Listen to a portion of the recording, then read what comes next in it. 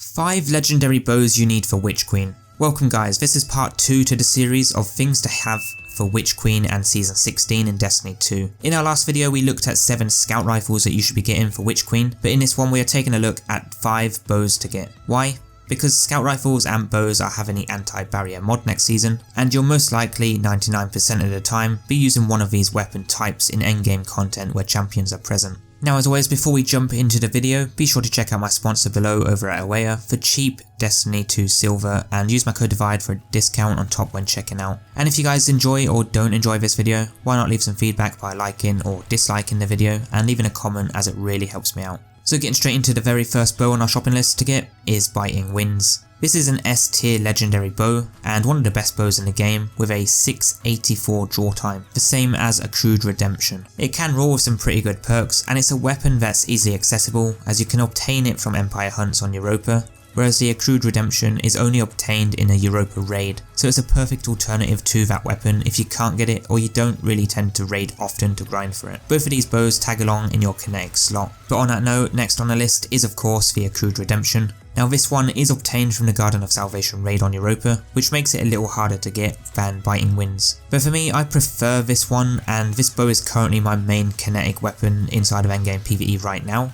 as it's one I use all the time and I'm going to be using this a lot next season too. It can roll with some really good PvE rolls like Archer's Tempo, to really bring that draw time down inside of endgame PvE where you're continuously shooting a tough minor ad. But it has many other good perks too, like Explosive Head and Rapid Hit. Definitely one I do recommend getting for next season. The third bow on the list is Wolftone Draw. This is a new one that came out with Season of the Lost, and you can get this weapon from the Shattered Realm and I believe focused Season of the Lost Umbral Engrams. This is another 684 precision bow like the first 2 that we looked at, and this one rolls with Archer's Tempo and Dragonfly. Your perfect PvE roll right there, but unlike the first 2 bows, this one is an energy bow that deals arc damage. It's fantastic against enemies in Legend of Master Lost sectors when arc is the burn modifier, so I strongly recommend having this one alongside one of the other 2 I mentioned earlier, as then you'll have one for your kinetic and one for your energy. Moving down the list we have Point of the Stag. This is an old legendary bow that you can currently buy from the exotic Kiosk archive at the tower, but if you already have it and you lost it, then you can also re-obtain it from the collections. It does have a fixed roll but can be used with Archer's Tempo,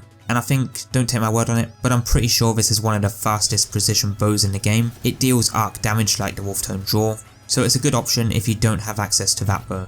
If I had to choose one of the 2 bows though, I'd probably go Wolftone Draw. Now our last bow on the list here is Whispering Slab. Now this bow is a lightweight frame bow with a 612 draw time, but it deals kinetic damage. Not my favourite bow, but again, it's another option for players who are restricted to certain content in the game, where you can't obtain other bows, but this one can drop from the World Loot Pool and Gunsmith. There are other bows like Imperial Needle, but again, I'm not a fan of those bows. The bows you ideally want are Accrued Redemption and Wolftone Draw. These 2 I believe are locked behind Season of the Lost and Shadowkeep, so if these are not options for you, then your next best bet are Whispering Slab and Point of the Stag to fill your kinetic and energy weapons with a bow slot for when you may need them. If you're not a fan of bows and you missed my top 7 scout rifles to get for Witch Queen, then you can view that on screen now if you'd prefer to use a scout rifle for anti-barrier. Otherwise, you should keep an eye out for the next part, as we will be going over the best auto rifles to get, as well as SMGs for all your overload needs.